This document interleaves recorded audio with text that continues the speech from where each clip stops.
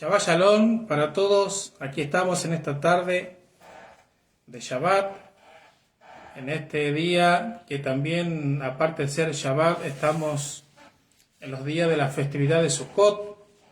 Así que Shabbat Shalom para todos. Espero que la estén pasando bien.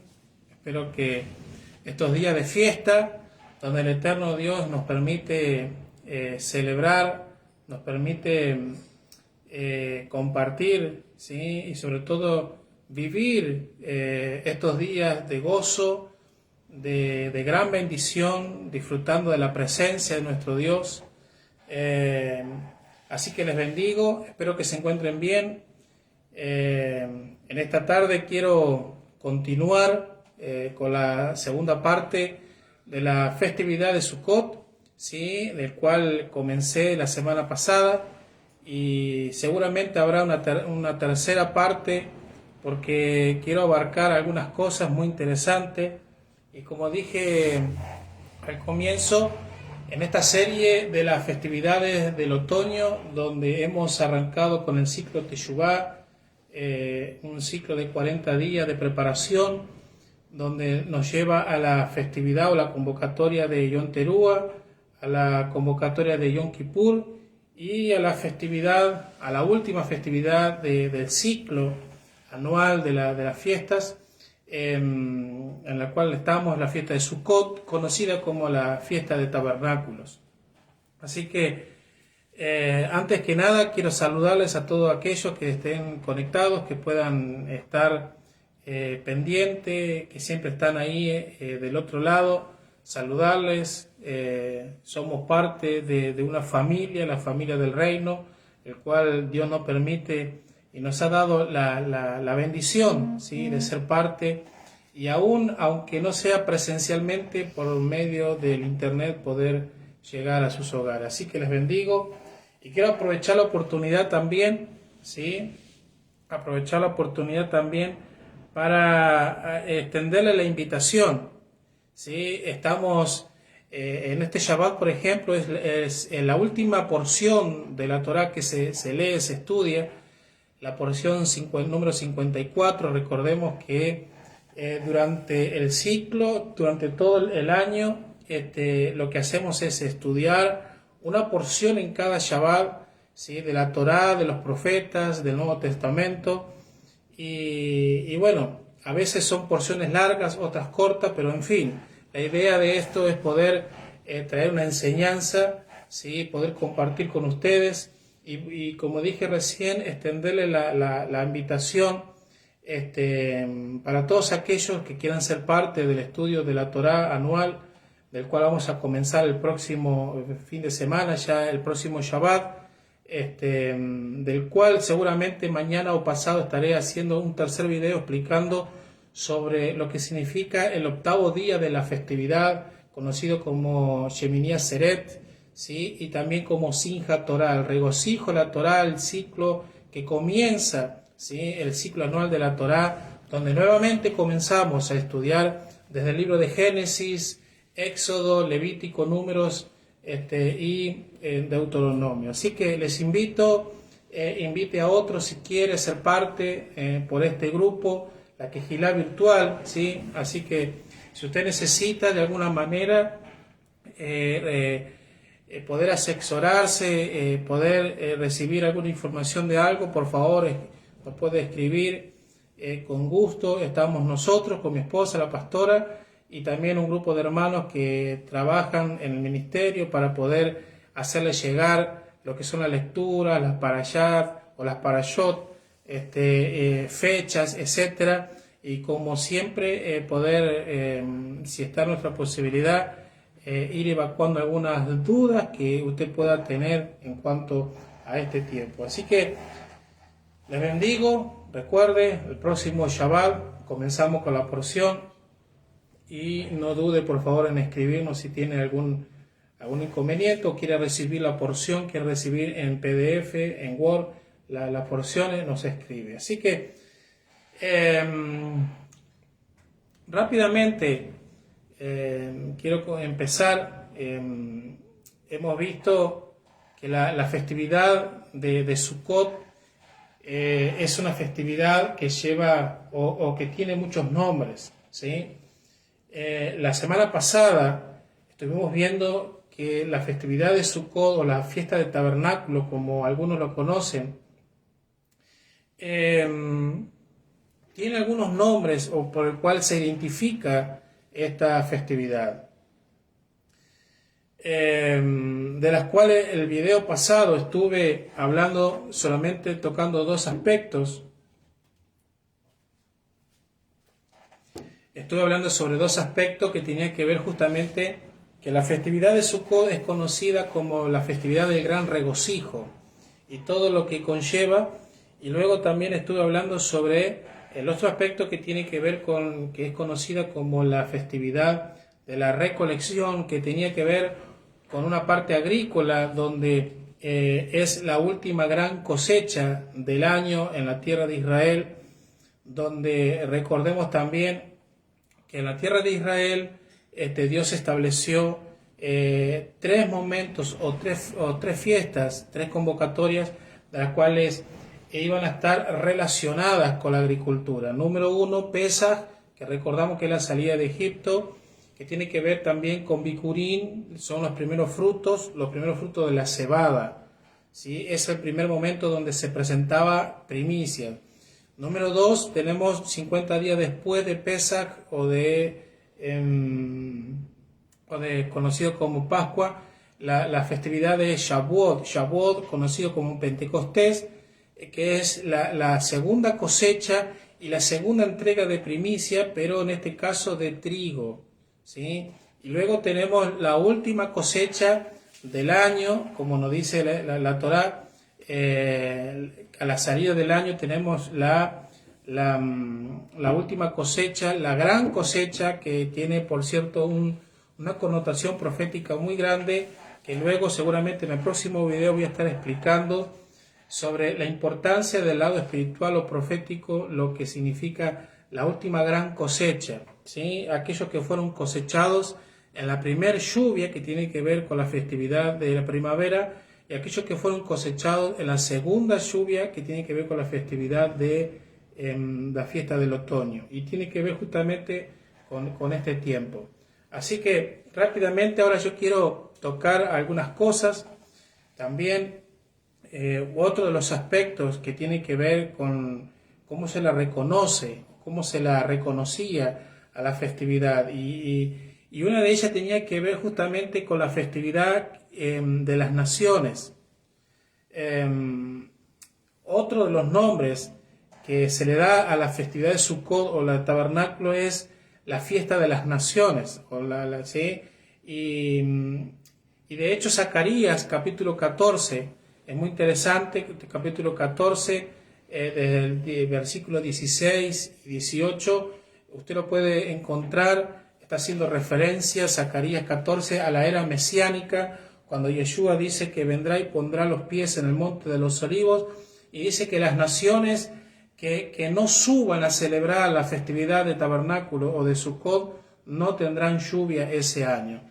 Así que eso lo voy a explicar unos minutos después, pero haciendo referencia que la festividad de Sukkot también tiene que ver con la festividad de las naciones. Ahora, la celebración de Sukkot, por otra parte, ¿sí?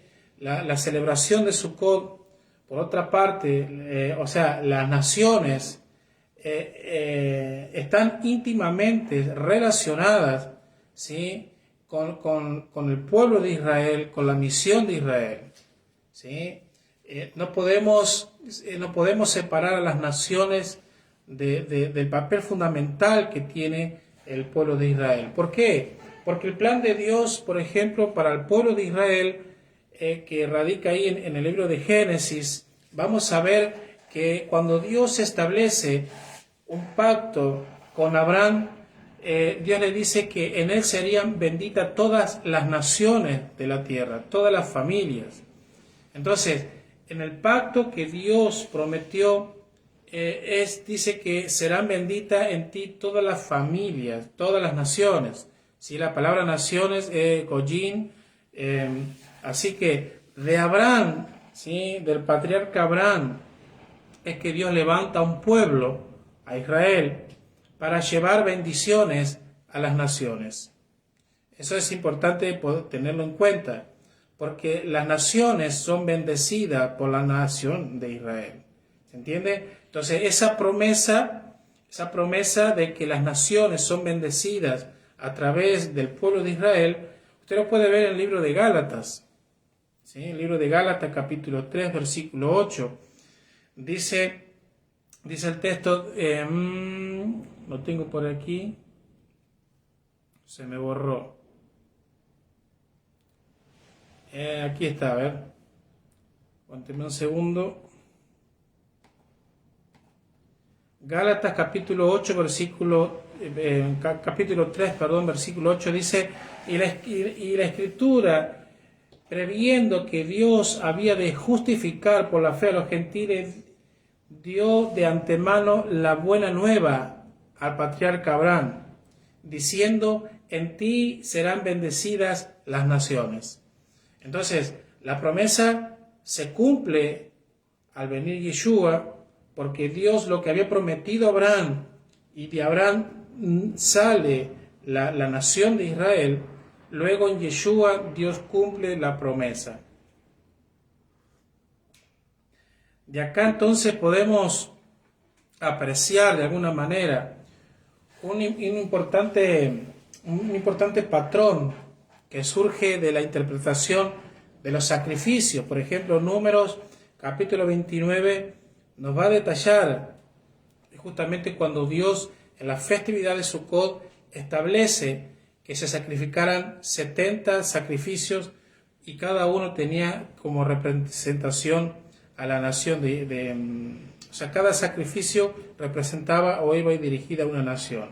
Entonces, durante la semana, ¿sí? Recordemos que la festividad de Sukkot es de 7 días más uno más, que es el octavo, conocido como Shemini Atzeret. Entonces, durante la festividad, durante la fiesta de Sukkot, se sacrificaban 70 bueyes. ¿Sí? En el altar, en el tabernáculo, se sacrificaban 70 bueyes y cada buey era dirigido hacia una nación. Entonces, encontramos la conexión que hay entre 70 bueyes y las 70 naciones. La vamos a ver, por ejemplo, en Deuteronomio 32:8. ¿Sí? En Deuteronomio 32:8, cuando el Altísimo hizo, dice el versículo, cuando el Altísimo hizo heredar a las naciones, cuando hizo dividir a los hijos de los hombres, estableció el límite de los pueblos según el número de los hijos de Israel. Entonces, los 70 bueyes que eran sacrificados en la festividad de Sukkot o la festividad del tabernáculo estaban relacionados con las naciones. Ahora, fíjese qué interesante. Porque en la Biblia nada es casual. Nada sucede porque justo se dio el momento. No. Todo estaba ya en el plan perfecto de nuestro Dios. Fíjese que, por ejemplo, cuando Jacob desciende con su familia, en total algunos dicen que descendió con 70 y otros eran 67, porque en Egipto estaba José y sus 2 hijos, Efraín y Manasés. Entonces, vemos que las naciones del mundo, por ejemplo, están asociadas con la festividad de Sukkot o la festividad del tabernáculo, lo cual se refleja, por ejemplo, muy interesante en Primera de Reyes, capítulo 8, versículos 41 y 43, cuando Salomón dedicó el templo durante la festividad de Sukkot, y dice el texto ahí, el versículo 41, asimismo el extranjero, que no es de tu pueblo Israel, que viniere de lejanas tierras a causa de tu nombre, pues oirán de tu gran nombre, de tu mano fuerte y de tu brazo extendido, y viniere a orar a esta casa. Tú oirás desde los cielos en el lugar de tu morada, y harás conforme a todo aquello lo cual el extranjero hubiese clamado a ti para que todos los pueblos de la tierra conozcan tu nombre y te teman. Tu pueblo Israel, como tu pueblo Israel, y entiendan que tu nombre es invocado sobre esta casa que yo edifiqué. Entonces, en el periodo de la dedicación del primer templo, vemos la confesión que hace el rey Salomón refiriéndose a los extranjeros, a las naciones. Ahora, durante la semana, como decía recién, durante la semana de Sukkot, se llevaban a cabo 182 sacrificios, aparte de los 70 bueyes. En total eran 70 bueyes, 14 carneros y 98 ovejas. Si sumamos ese número da 182. Si al 182 lo dividimos entre 7, nos da el número 26.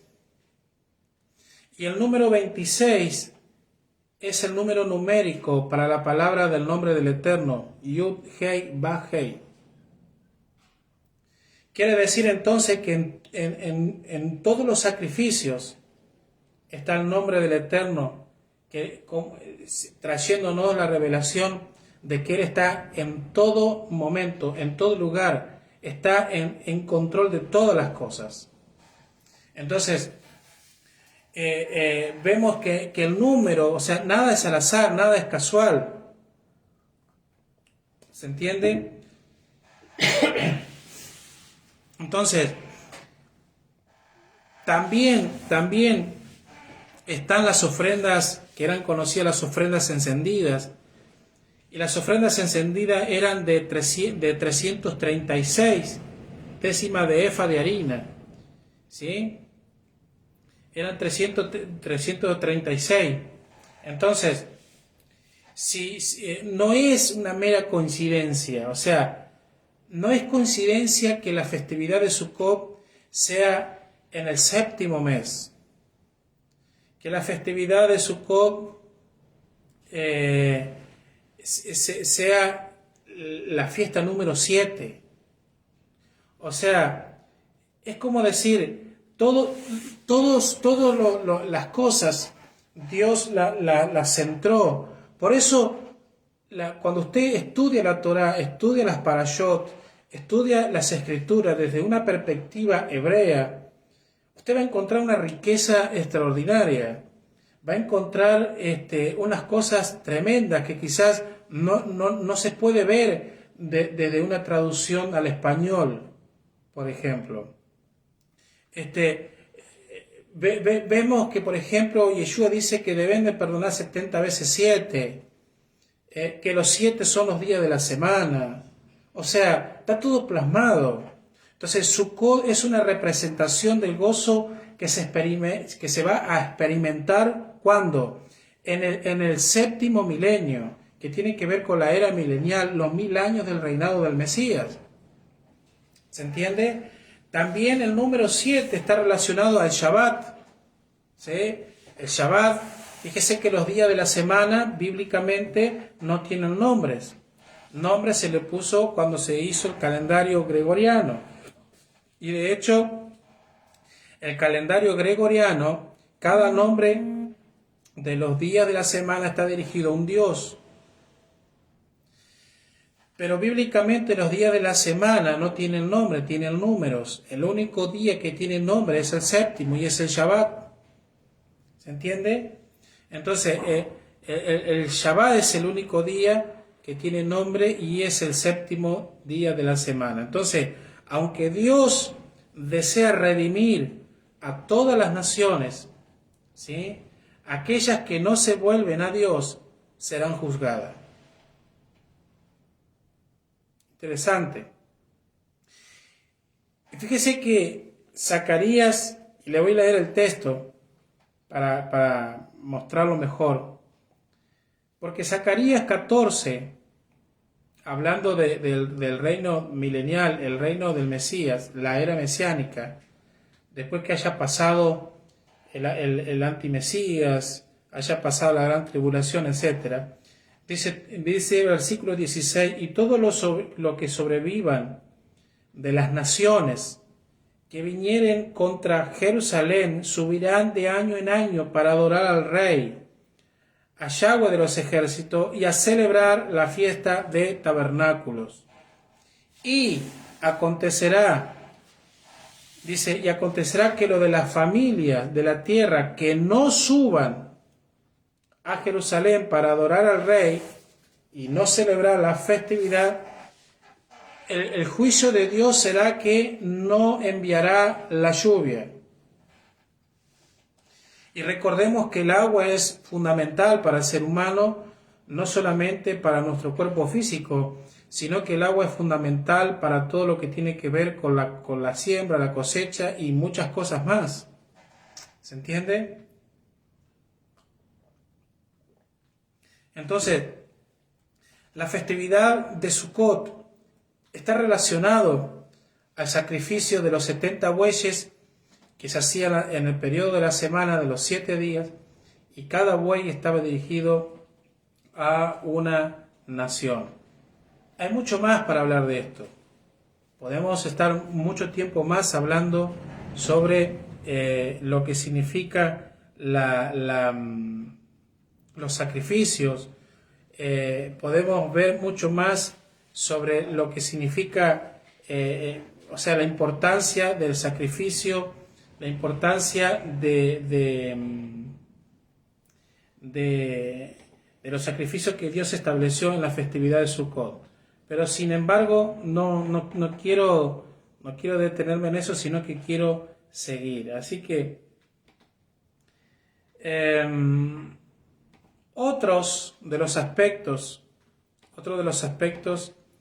que tiene la festividad de Sukkot es que es conocida como la fiesta de las luces, ¿sí?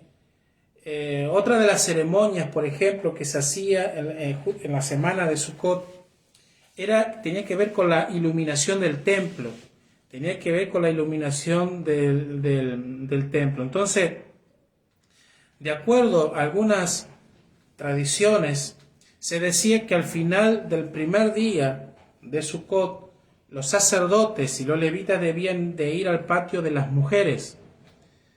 ¿Y en qué consistía eso? O sea, debían de colocar en el atrio 2 enormes candelabros, ¿sí?, dorados, con 4 recipientes de oro sobre ella, 4 escaleras rescostadas a la par de cada candelabro. Entonces, cuando se dice que los 4 jóvenes de la línea sacerdotal debían pararse en la cima de las escaleras sosteniendo estas jarras de oro, ¿sí?, que más o menos eran de 7,5 galones de aceite, o sea, eran de gran peso, el cual luego después se derramaba sobre una vasija. Ahora bien, los sacerdotes y los levitas dice que utilizaban sus vestiduras para hacer mechas, para encender el fuego y que luego toda la ciudad de Jerusalén pudiese estar iluminada. Ahora, ¿por qué las vestiduras? Porque recordemos que las vestiduras sacerdotales, después de un tiempo, ellos tenían que cambiarlas y nadie podía utilizar las ropas de los sacerdotes. Entonces ellos rasgaban sus vestiduras, las rompían y hacían como tipo mecha, y con eso la empapaban de aceite y luego prendían y encendían las luces. Entonces la luz es interesante porque la luz que emanaba de los 4 candelabros, de los 4 candeleros, se dice que era tan brillante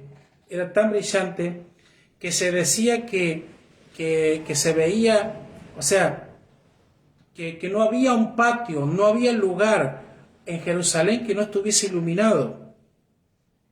O sea, todo esto tiene una connotación también espiritual y profética para nuestros días. O sea, era tan grande la iluminación que emanaba de la ciudad de Jerusalén que no había lugar que no estuviese iluminado con la luz de la ceremonia que tenía que ver con esto, con la festividad de Sukkot. Entonces, se vivía, en esos días se vivía un ambiente tan festivo, tan alegre, tan de fiesta, que se dice que muchos hombres piadosos, miembros aún del Sanedrín, líderes de diferentes escuelas religiosas, rabínicas, de aquel entonces, dice que se reunían a danzar hasta las altas horas de la noche y llevaba consigo que las antorchas, y dice que cantaban los salmos y todo que tenía referencia a alabanza al Dios de Israel. Es interesante, sí, es interesante porque ¿qué implicaba o qué implica o qué implicancia tiene esto hoy? Sí, desde una perspectiva espiritual para nuestros días en el Mesías. Fíjese que, por ejemplo, la luz representaba la gloria, representaba la Shekinah, que antes llenaba todo el templo. Era la misma presencia del Dios eterno. Ahora, cuando la presencia de Dios se encontraba en el lugar santísimo, iluminaba tanto. Esa era la luz. Entonces, en ese tiempo, en el templo, se consideraba la luz del mundo. ¿Se entiende? Cuando la Shekinah llenaba el templo era considerado como la luz del mundo. Con el brillo de ese templo iluminaba toda Jerusalén. ¿Se entiende? Ahora, fíjese algo muy interesante. Porque en el Evangelio de Juan, capítulo 8, versículo 12, Yeshua dice ser la luz del mundo. Yeshua dice ser la luz del mundo. Y refiriéndose a nosotros, ¿sí?, a los creyentes en Él, dice, vosotros sois la luz del mundo. Entonces, lo ritual que se hacía en la festividad de Sukkot en el tiempo bíblico era una sombra profética de lo que el Mesías sería y los creyentes del Mesías seríamos. Entonces, el templo que irradiaba la luz por medio de la Shekinah, hoy tenemos a Yeshua siendo el templo, pero también dice que nosotros somos el templo. Somos el templo del Ruach HaKodesh, del Espíritu Santo. ¿Se entiende? Ahora, además de la festividad de Sukkot, de tabernáculo, en el atrio de las mujeres, en el templo, entre los 4 postes que nombré recién, se dice que fue cuando llevaron a Yeshua, una mujer que estaba siendo condenada por adulterio. Y Yeshua, ahí en Juan 8:1, fue cuando Yeshua perdonó a la mujer y se concentró a escribir un mensaje en la tierra. Ahora la pregunta es, ¿cuál era el mensaje que Yeshua estaba escribiendo en la tierra? Justamente en el patio de las mujeres, donde ya expliqué lo que se hacía. Ahora la respuesta la encontramos ahí en Jeremías 17:13, cuando dice, oh Adonai, esperanza de Israel, todos los que te dejan serán avergonzados, y los que se apartan de mí serán escritos en el polvo, porque dejaron a Adonai manantial de agua viva. Interesante, ¿verdad? Interesante. Con eso podemos ver que Yeshua enseñó al pueblo acerca de los mensajes de las fiestas, cuando estaban siendo celebradas. Es muy interesante ver todo esto porque nos hace ver más claramente que cuando celebramos las fiestas hay cosas, hay mucho contenido profético para nuestros días. Simplemente, como les dije al comienzo, la idea es traer algo que sea entendible, porque para algunos que ya estamos en esto ya hace varios años, que por ahí tenemos un entendimiento un poco más, pero hay otros que están recién comenzando, y de hecho nuestra congregación en diferentes lugares ha crecido, personas se han sumado a nuestra familia, personas nuevas que esta festividad de Sukkot es la primera vez que lo celebran. Y de repente con toda la emoción y la alegría han hecho su sukkah en su patio, han hecho su sukkah en su comedor, en su habitación. Muchos comen debajo de la sukkah, otros duermen debajo de la sukkah, pasan momentos en familia con gran regocijo. Entonces, hay personas que recién están comenzando, que lo están haciendo, pero todavía no conocen ciertas cosas. Entonces, por eso, la idea de esta enseñanza, para traer un poco más de conocimiento y poder saber lo que estamos haciendo. Si el eterno Dios nos permite y nos da vida, quizás en el próximo año, cuando nos encontremos nuevamente en las festividades, ya no será una enseñanza como esta, sino iremos profundizando, dándole más cosas, porque realmente cada festividad tiene mucho contenido. Y estaríamos meses estudiando cada festividad y nos faltaría el tiempo. Pero bueno, gloria a Dios que podemos estar hoy, por lo menos, conociendo un poco más. Ahora, dentro de la festividad de Sukkot, el eterno Dios nos manda a hacer cosas. Levítico 23, versículo 40, hay algo muy interesante que se hace todos los días, que de hecho nosotros los hacemos también.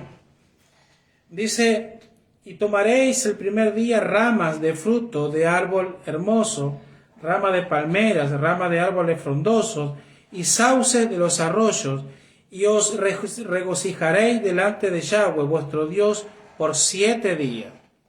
Entonces, aquí vemos algo muy interesante, que el eterno Dios nos manda a tomar ramas de palmeras, ramas de sauce, ramas de árboles frondosos, ¿sí?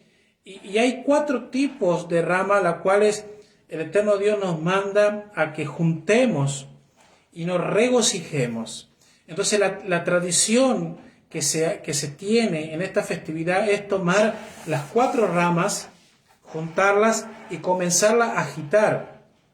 Y las agitamos al este, al oeste, al norte y al sur. ¿Sí? Entonces eso no es simplemente porque la hacemos por hacer, sino que tiene un contenido profético, tiene una proyección profética y tiene una implicancia espiritual muy fuerte, porque cada vez que agitamos la lula, porque es conocida, las 4 especies cuando las juntamos es conocida como la lula y el electrod, ¿sí? Lo que hacemos es agitar, eso provoca viento, ¿sí? Eso provoca viento, y viento es espíritu.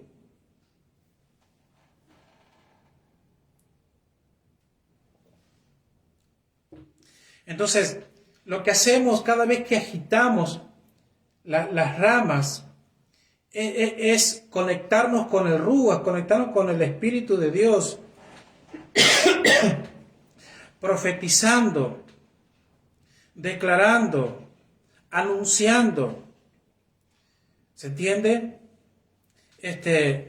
Algunos por ahí no tienen la posibilidad de juntar las 4 especies, y algunos simplemente 1 o 2. Por ejemplo, nosotros tenemos la rama de sauce solamente aquí, y dentro de las 4 especies también, que es conocido como la lula y el electrod, se tiene un fruto que es justamente el electrod, que es muy parecido al limón. Entonces nosotros tomamos un limón más la rama de sauce y las agitamos todas las tardes, cuando cae el sol y entra un nuevo día, las agitamos. Ahora, rápidamente, cuando nosotros vemos el mandamiento de tomar cuatro especies de árboles, es el eterno Dios dándonos un mensaje. La pregunta es, ¿qué es lo que representa cada rama, tanto la palmera como el etrog, la fruta que es parecido al limón, el sauce? ¿Qué es lo que representa? Fíjese que el mandamiento dice que debemos de tomar de los árboles. Y la Biblia nos dice que, o cuando habla de árboles, hace referencia a las personas. De hecho, hay un texto que dice que plantados en la casa de Yahweh, plantados, ¿sí? Somos plantados como árboles en la casa de nuestro Dios. Ahora, ¿qué es lo que representa cada árbol? ¿Sí? Y presta atención porque es muy interesante, porque a la hora de tomar esta tarde o en la noche las ramas, nos vamos a acordar de esto. Número 1, el etrog, que ya le dije que es como un limón para nosotros. El etrog dice que es una fruta que por donde usted la mira es muy hermosa, es muy linda, tiene un buen aspecto. Por donde usted la mira tiene un buen aspecto. Dice que es una fruta que tiene un buen aroma, huele bien. Es un fruto que cuando se come tiene un buen sabor. Ahora, ¿a qué clase de personas representa el etrog? ¿A qué clase de personas representa el etrog? El etrog, que tiene un buen aroma, tiene un buen aspecto, tiene un buen sabor, representa a la persona que se interesa por estudiar la Torá. Representa a la persona que le interesa no solamente estudiar, sino meditar en la Torá, en las Escrituras. Y no solamente estudiar y meditar, sino también que se preocupa por poner por obra la palabra. Número 2, tenemos la hoja de palmera, que tiene que ver con el fruto de dátil, de los dátiles. El dátil es uno de los frutos que se come aquí en esta festividad. Y nos dice que, por ejemplo, la hoja de palmera o el dátil es un fruto que tiene un buen sabor. ¿Sí? Usted lo come y es rico, es muy rico, pero no tiene aroma. De hecho, nosotros pudimos conseguir y lo comemos y es muy rico, pero usted lo huele y no huele a nada. O sea, es un fruto que tiene un buen sabor, pero no tiene aroma. Este fruto representa a las personas que conocen la palabra, ¿sí? Conocen la palabra, pero no la ponen por obra.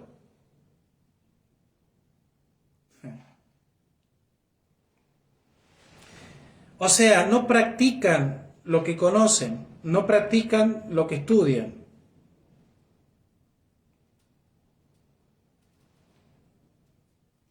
Número 3, tenemos el mirto o el arrayán, ¿sí? El mirto o el arrayán es un tipo de árbol que dice que no tiene aroma, tiene aroma, pero no tiene sabor. Lo contrario al dátil. El dátil tiene gusto, pero no tiene aroma. Sin embargo, el mirto tiene aroma, pero no tiene sabor. ¿Se entiende? Es al revés. Ahora, ¿qué es lo que representa el mirto o el arrayán? Este fruto representa a la persona que tiene buenas obras. O sea, es la persona que tiene buenas intenciones de hacer el bien, de ayudar, etc. pero sin embargo no conoce la palabra.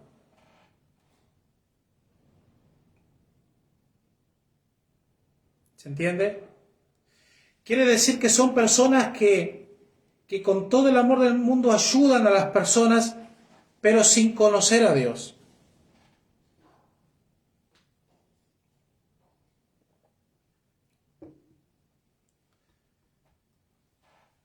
Y después tenemos el número 4, que es el sauce.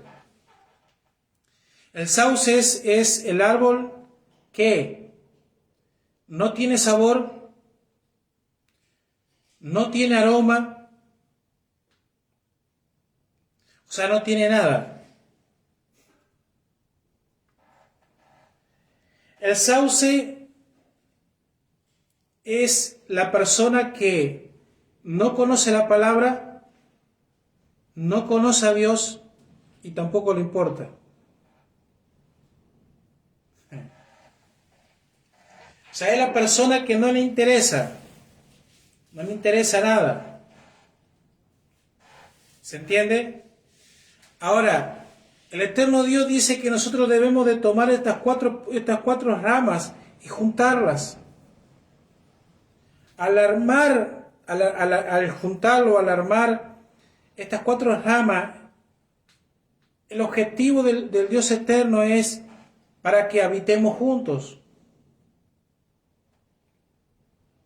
para que nos instruyamos juntos, para que podamos ministrarnos unos a otros. Por eso esto quiere decir que, por eso en las congregaciones, cuando en un lugar hay una congregación y creemos en el Mesías, etc., usted va a encontrar en la congregación estos 4 tipos de personas. Usted va a encontrar personas que huele bien, estudia, pone por obra, es el fruto perfecto. Usted va a encontrar personas que estudia pero no pone por obra. Va a encontrar personas que pone por obra cosas pero no conoce a Dios. Pero sin embargo también usted va a encontrar personas dentro de la congregación del Eterno que no le interesa nada. Están porque están. ¿De qué nos habla esto? Que el eterno Dios no hace excepción de persona. Que el eterno Dios tiene a todos en sus manos. Porque recordemos que la festividad de Sukkot tiene que ver con las naciones. Quiere decir que las naciones en este periodo de fiesta de Sukkot están siendo bendecidas juntamente con nosotros. No significa que Dios esté aprobando lo que las naciones están haciendo en contra de la Torá o en contra de su pueblo.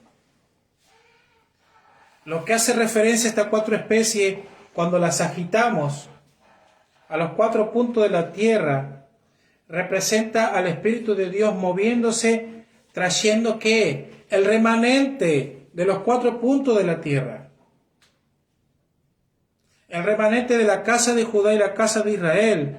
Cuando las agitamos, lo que estamos profetizando es que por medio del Ruach HaKodesh, el Espíritu Santo, anunciando y profetizando, es como un acto profético de estar llamando de los 4 puntos de la tierra a aquellos que están esparcidos, aquellos remanentes de la casa de Israel que han sido perdidas entre las naciones. Y esto justamente está relacionado con la parábola del sembrador. ¿Sí? Cuando Yeshua dice que hay 4 tipos de personas: en buena tierra, los pedregales, junto al camino y junto a espinos.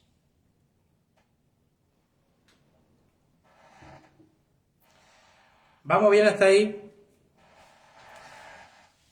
Otra de las ceremonias que se hacía a diario en Sukkot era que cada día, ¿sí? Cada día en cierto momento del día, en especial en el templo, los sacerdotes formaban grupo de 3, El primer grupo de sacerdotes o sea, se dividía y la conformaban los sacerdotes que debían servir en la fiesta de Sukkot y estaban encargados específicamente de los sacrificios. ¿Sí? El segundo grupo de sacerdotes que salía por la puerta oriental del templo, ellos se dirigían, dice, al valle de Mosar, y allí ellos lo que hacían era cortar un sauce o varios sauces, ¿sí? Los sauces eran muy grandes, ¿sí? Aproximadamente, dice aquí, de 25 pies de alto, o sea que eran grandes. Y después los sacerdotes lo que hacían, formar una línea y se lo cargaban al hombro, ¿sí? a los sauces. Los sauces se cortaban, o sea, se cortaban tantos que ellos, como dije recién, formaban una fila y los llevaban. Ahora, interesante esta dinámica, porque dice que todo el camino, cuando el segundo grupo de sacerdotes traían los sauces en el hombro, ellos iban regresando hacia el templo. Generalmente tenían que ver con personas, o generalmente estaba en ese momento, como era una fiesta, la tercera fiesta donde todo Israel tenía que concentrarse en Jerusalén, había muchos peregrinos, ¿sí? Que ellos iban a Jerusalén. Entonces iban para celebrar la fiesta. Entonces,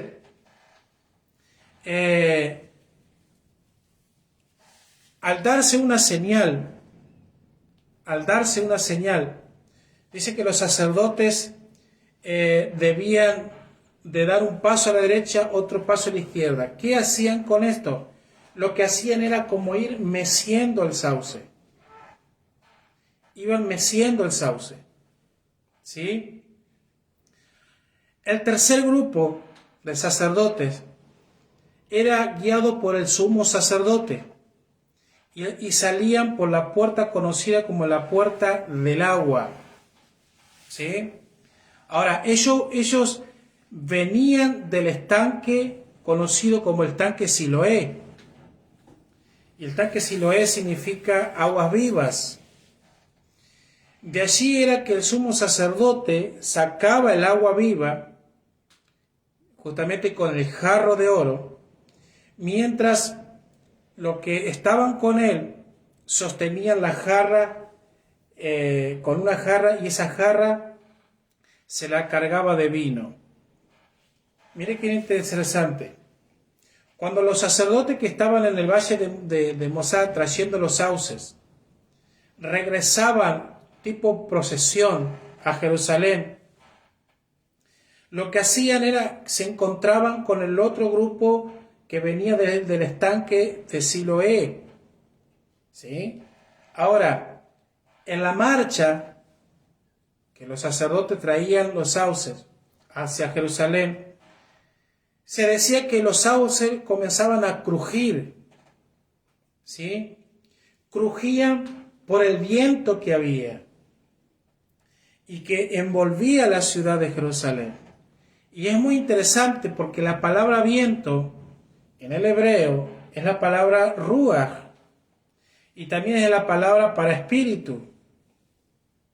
Entonces, esta ceremonia simbólica estaba siendo representada o representaba ¿a qué?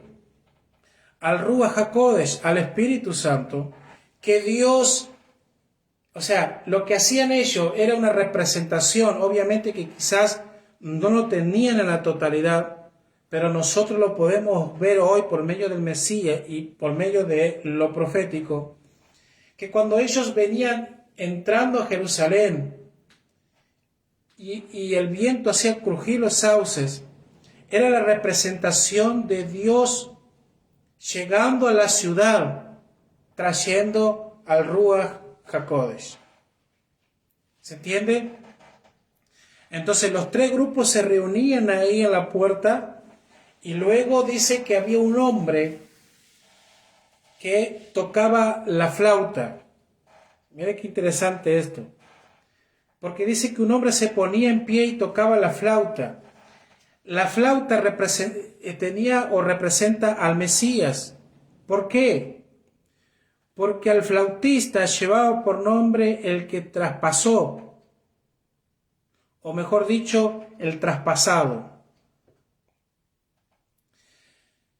Si usted ve el instrumento de la flauta tiene varios agujeritos, como que si algo lo traspasó. Entonces, la figura de este hombre tocando la flauta y direccionando a los 3 grupos de sacerdotes, llevado por nombre el traspasado, vemos la figura de Yeshua. Yeshua dice que fue traspasado por nuestros pecados. Ahora, ¿cuál era la función? ¿Cuál era la función del flautista? Era guiar a la procesión. ¿Y cuál es la figura profética de todo esto? La figura profética de todo esto es que el traspasado, Yeshua, estaba llamando al viento y al agua para que entren al templo.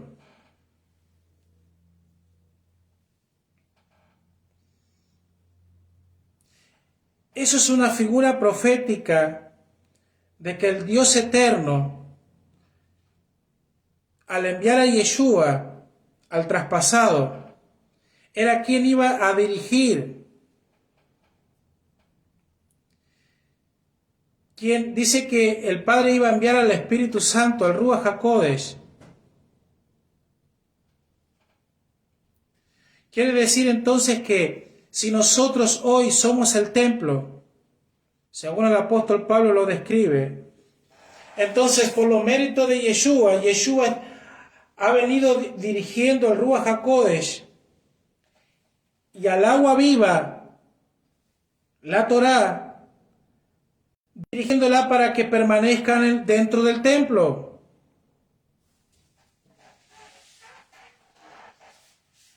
Quiero estar entendiéndome, ¿verdad? Porque es una figura hermosa, es una figura perfecta. Yeshua dirigiendo a la Torá y al Ruach HaKodesh para que vengan a morar dentro de nosotros.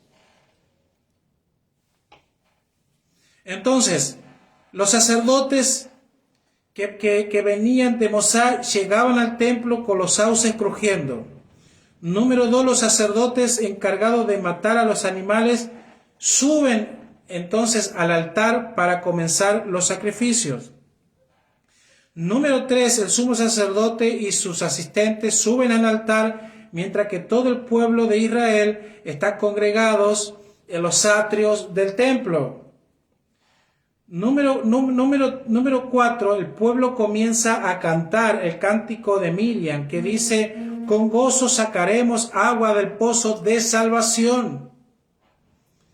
Número 5, el sumo sacerdote dice que toma la jarra, derrama el contenido de una esquina del altar. Y en el altar hay 2 recipientes, una para cada cual tiene un agujero. ¿En qué consistía eso? Que porque de una fuente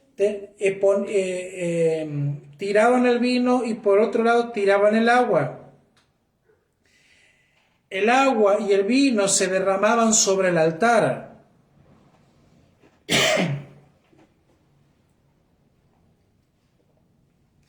El agua y el vino se derramaban en el altar, se derramaban al mismo tiempo. O sea, los sacerdotes, mientras que los otros sacerdotes colocaban los sauces alrededor del altar construyendo un azúcar. Simbolismo de estar bajo la cobertura del Dios eterno. Símbolo de estar bajo la paternidad de nuestro Abba. Quiere decir que cuando usted está debajo del azúcar, usted ha decidido estar bajo la paternidad de nuestro Dios eterno.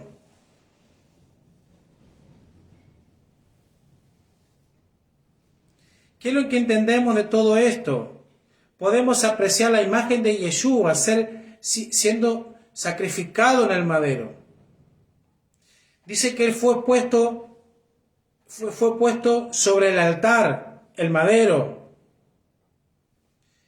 Y cuando una lanza toca en el costado, de su costado lo que sale es sangre, que representa el vino, y agua. Lo mismo que sucedía en el altar, ¿sí? Lo mismo estaba pasando con Yeshua cuando estaba siendo crucificado. ¿Se entiende? Dios a través de Yeshua proveyó una cobertura, proveyó una sucá.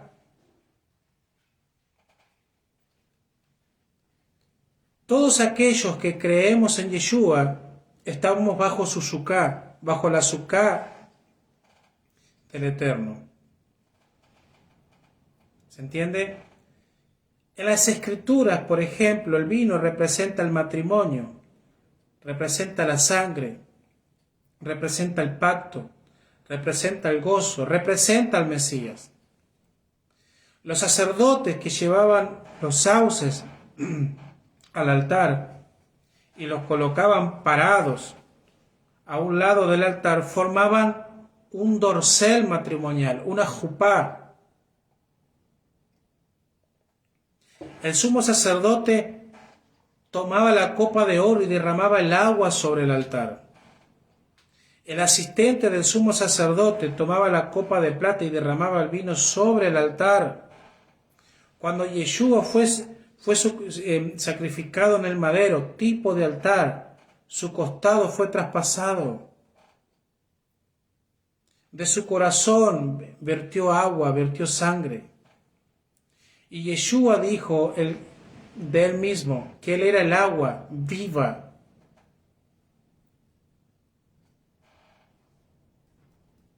A la mujer samaritana él le dijo, si tú sabes quién habla contigo, tomaría de esta agua viva, no tendría sed jamás. ¿Se entiende? Fíjese que la lluvia era vital para el crecimiento de la cosecha en Israel en aquel entonces. O sea, la lluvia era fundamental porque, siendo que la tierra era árida, necesitaba mucho de la lluvia. Y la lluvia representa la bendición de Dios. Por eso la lluvia juega un papel importante, ¿dónde? En la festividad de Sukkot. La ceremonia de la fuente de agua termina siendo muy significativo y especial, dada la implicancia agrícola que tiene. ¿Se entiende? Lo que sucedía en el altar con el derramamiento de agua, el agua representando la Torá, el agua representando la bendición de Dios.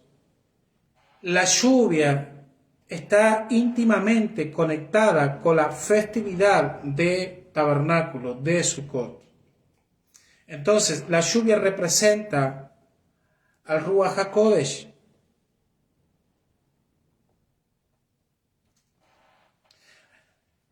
La lluvia representa al Espíritu Santo. Y Joel, capítulo 2, dice que él iba a derramar agua. El eterno Dios, por medio del profeta Joel, dice que él iba a derramar. O sea que el derramamiento de agua está haciendo referencia al derramamiento del Ruach HaKodesh. ¿Se entiende? El derramamiento de agua señalaba el día en que Dios iba a enviar al Espíritu Santo sobre toda carne, según lo que dice el profeta Joel. El agua en este versículo significa el derramamiento del Espíritu de Dios. Por eso termino con esto. Sukkot fue instituido para enseñarnos acerca de la era mesiánica, de los 1000 años del reinado del Mesías, el milenio. Sukkot fue instituido para mostrarnos esa figura. ¿Se entiende? La festividad de Sukkot está relacionada con el agua y, como dije, la lluvia representa al Ruach HaKodesh, al Espíritu Santo, y el derramamiento de agua señalaba el día en que Dios iba a enviar al Espíritu Santo sobre toda carne. Quiere decir que llegará el día, escuche esto, llegará el día que en lo personal creo que no está muy lejos, creo que está a la vuelta de la esquina. Llegará el día en que el derramamiento del que habló Joel, aunque se cumplió en los primeros creyentes, como dijo el apóstol Pedro, esto es lo dicho por el profeta Joel.